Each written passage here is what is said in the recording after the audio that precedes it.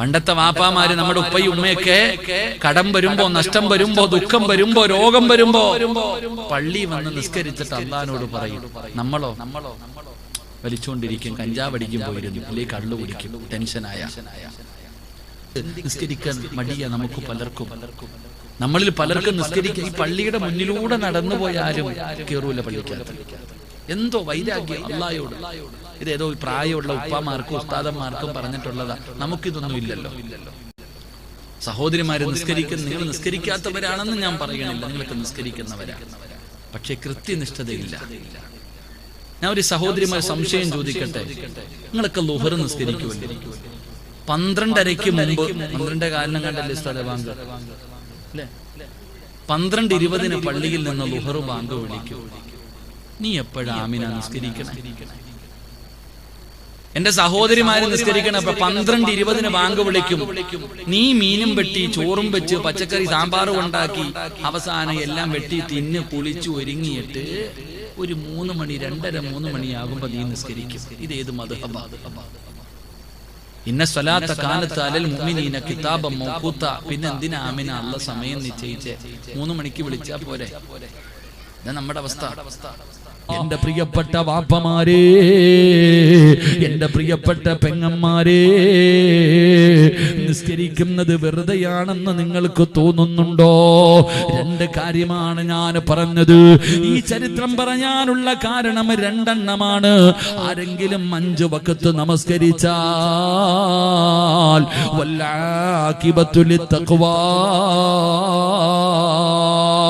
നല്ല മരണം തരുമെന്ന് അല്ലാഹുവാണ് പറഞ്ഞത്. ആരാ സകാദത്ത് കലിമ പറഞ്ഞു കൊടുത്തത്? ഇന്നല്ലദീന ഖാലൂ റബ്ബുനല്ലാഹ് സുമ്മസ്തഖാമൂ തതനസ്സലു അലൈഹിമുൽ മലായിക അല്ലാ തഖാഫൂ വലാ തഹ്സനൂ വഅബ്ശിറൂ ബിൽ ജന്നാ. അല്ലാഹുവിന്റെ ഖുർആൻ എവിടെന്ന് പറയുമ്പോ, വാപ്പാ രോഗം പിടിച്ചിട്ട് പോലും നീ പള്ളിയിൽ വന്ന് നിസ്കരിച്ചത് വെറുതെയല്ല.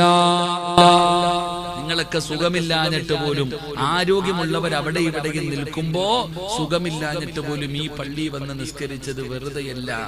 നിന്റെ പെമ്മക്കളും നിന്റെ മരുമക്കളും വീടിനകത്ത് മഗ്രിബും ഇശായും കളഞ്ഞിട്ട് സീരിയൽ കണ്ട് സുഖിച്ചപ്പോ അതേ വീടിനകത്ത് നിസ്കാര റൂമിനകത്തിരുന്ന് നിസ്കരിച്ചത് വെറുതെയല്ല. അള്ള തരുന്ന 1ാമത്തെ പ്രതിഫലം, നീ മരിക്കുമ്പോ ഷഹാദത്ത് കലിമ പറഞ്ഞു തരാൻ ആള് വേണ്ട. നിന്റെ മക്കളോ ഈ സീരിയൽ കണ്ടവളാ നിനക്ക് പറഞ്ഞു തരണ്ടേ? ഈ നിസ്കരിക്കാതെ കിടക്കുന്ന മോനാണോ നിന്റെ അടുത്ത് വന്നിട്ട് ലാ ഇലാഹ ഇല്ലല്ലാഹ് പറഞ്ഞു തരണ്ടേ? അല്ലടാ. കള്ളും കഞ്ചാവും അടിച്ച് നടക്കുന്നവനല്ല. നിനക്ക് ആരും വേണ്ട. നിന്റെ ഭാര്യയോ നിന്റെ മക്കളോ നിന്റെ ഭർത്താവോ നിന്റെ കുടുംബക്കാരോ നിന്റെ കൂട്ടുകാരോ ആരും വേണ്ട. നിന്റെ റൂഹ് പിടിക്കുന്ന മലക്ക്, അല്ലാഹുവേ അസ്റായിലിനെ കാണാൻ ഞങ്ങൾക്ക് നീ ഭാഗ്യം തരണേ അല്ലാ. നിങ്ങൾക്ക് പേടിയുണ്ടോ ആ മലക്കിനെ? ആ മലക്കിനെ നിങ്ങൾക്ക് കാണാൻ പേടിയുണ്ടോ? അസ്റായിലിനെ കാണാൻ അല്ലാഹു ഭാഗ്യം തരുമാറാകട്ടെ. കാണണോ മനുഷ്യ? നാളെ രാവിലെ കാണാം. നിങ്ങൾ മരിക്കാം, നിങ്ങൾ ചിന്തയുണ്ട് ഈ മലക്ക് റൂഹ് പിടിക്കാൻ മാത്രമേ വരൂ. അല്ല, നിങ്ങൾ കാണണോ? നിങ്ങൾക്ക് ആർക്കെങ്കിലും അസ്റായിലിനെ കാണണമെങ്കിൽ നാളെ രാവിലെ ഈ പള്ളി വരണം. നാളെ രാവിലെ സുബഹി നിസ്കരിക്കുന്നതിന് വേണ്ടി പള്ളി വരണം.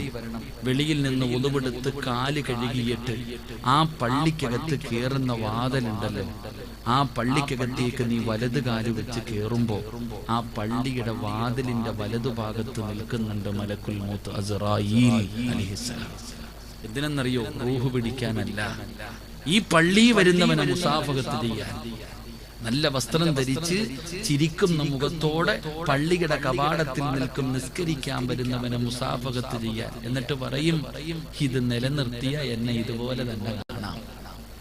ഈ നിസ്കാരം നീ നിലനിർത്തുകയാണെങ്കിൽ എന്നെ ഇതുപോലെ തന്നെ കാണാം. ഇല്ലെങ്കിൽ നിന്റെ കാര്യം പോക്കാം. അല്ലാഹു കാക്കുമാറാകട്ടെ. ഈ മലക്കാണ് റൂഹ് പിടിക്കുന്ന സമയം ഇടതുഭാഗത്ത് ഇബ്ലീസ് വന്നിരിക്കും. വാപ്പാടെ രൂപത്തിൽ മരിച്ചുപോയ വാപ്പ, മരിച്ചുപോയ ഉമ്മ, ഇവരുടെ രൂപത്തിൽ കയ്യിൽ വെള്ളവും പിടിച്ചിട്ട് ഇടതുഭാഗത്ത് വന്നിരിക്കും.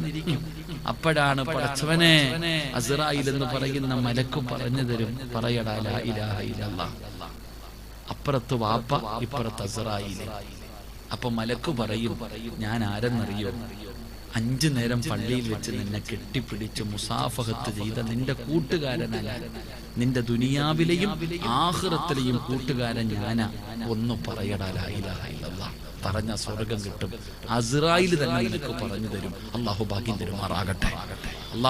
തരുമാറാകട്ടെ.